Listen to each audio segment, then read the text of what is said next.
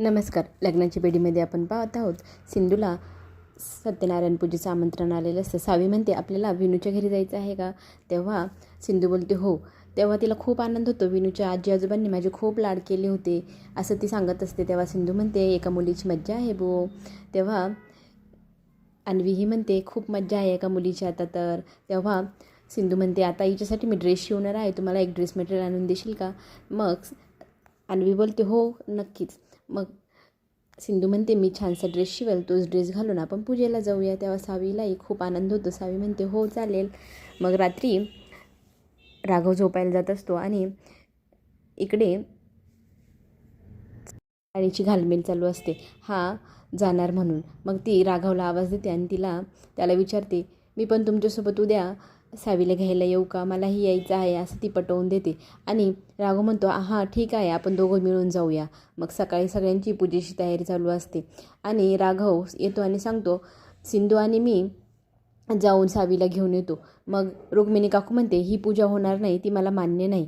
तेव्हा राघव म्हणतो ही पूजा माझ्या मुलीसाठी आहे आणि मी ती नक्कीच करणार, कोणी येवो न येवो. मग रुक्मिणी काकू म्हणते मी नकार दिला आहे तरी पण करायचीच आहे का?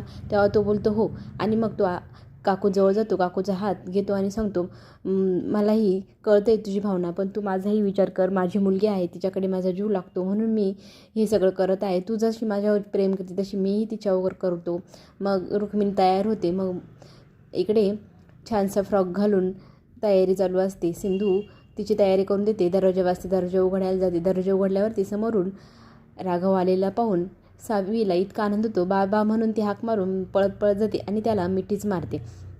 आणि मग राघव तिला एक गिफ्ट देतो आणि सावी विचारते हे काय आहे बाबा?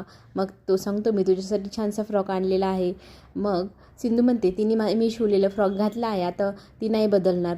मग राघव आग्रह करतो नाही, तिने मी आणलेला फ्रॉक घालायचा आहे. तेव्हा ती ठरवणार. मग ती फ्रॉक खोलते आणि बघते. ती बाबांना सांगते बाबा फ्रॉक खूप छान आहे, मी रोजच आईने शिवलेला फ्रॉक घालते, आज पहिल्यांदा तुम्ही माझ्यासाठी आणलेला आहे, मग मी तो आज घालेल. तिच्या आईला विचारते आई घालू का? तुला राग नाही येणार? तेव्हा सिंधू बोलते हो ठीक आहे, जा घालून ये. ती जाते घालण्यासाठी. तितक्यात बोलता बोलता सिंधू सांगते तिला इतक्या महागड्या गोष्टींची सवय नाही, तुम्ही तिला ती सवयही लावू नका.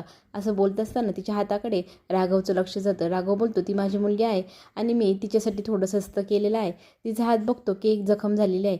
मग सिंधूचा हात पकडत तो म्हणतो इतकी मोठी जखम झाली आहे, तुझं लक्ष कुठं होतं? तू टीटीचं इंजेक्शन घेतलं का? ऑइंटमेंट केलं का? तेव्हा ती सांगते 2 महिन्यापूर्वी घेतलं आहे, ऑइंटमेंट नाही लावलं.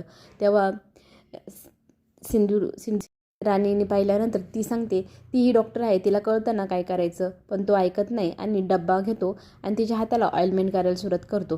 ते बघून इकडे राणीचा जीव थोडं थोडं होतो. तिला ते जुनी गोष्टी आठवते आणि मी बोलले की तुमची ती सो कॉल्ड सून राघव आणि सिंधूच्या मध्ये आलेले आहे, ते दोघंजण एकमेकावर खूप प्रेम करतात. हे सगळं आठवल्यानंतर तिला खूप राग येतो.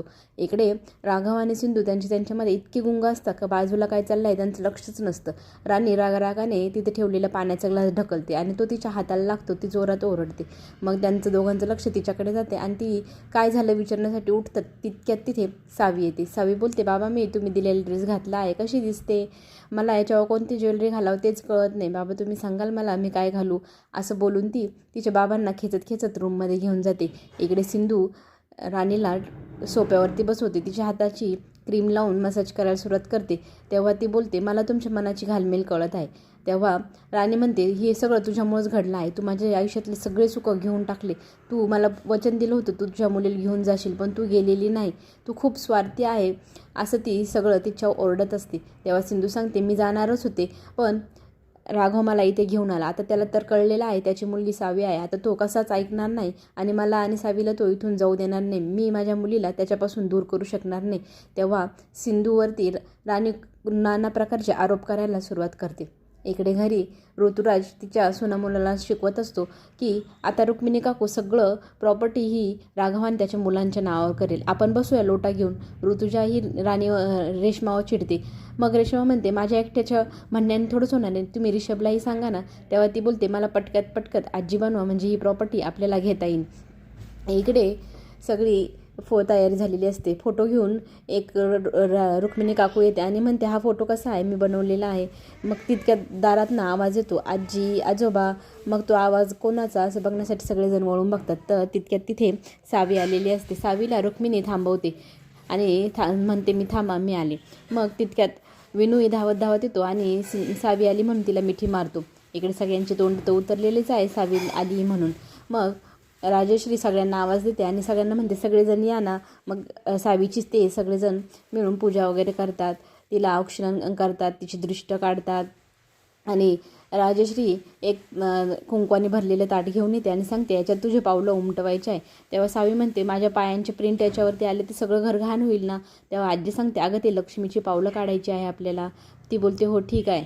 तितक्यात रुक्मिणी काकूचा पदर हा दिव्यावरती गेलेला असतो आणि त्याच्याकडे कोणाचं लक्ष नसतं, पण सिंधूचं लक्ष त्याच्याकडे गेलेलं आहे. आता सिंधू रुक्मिणी काकींना वाचवणार का? पुन्हा भेटू.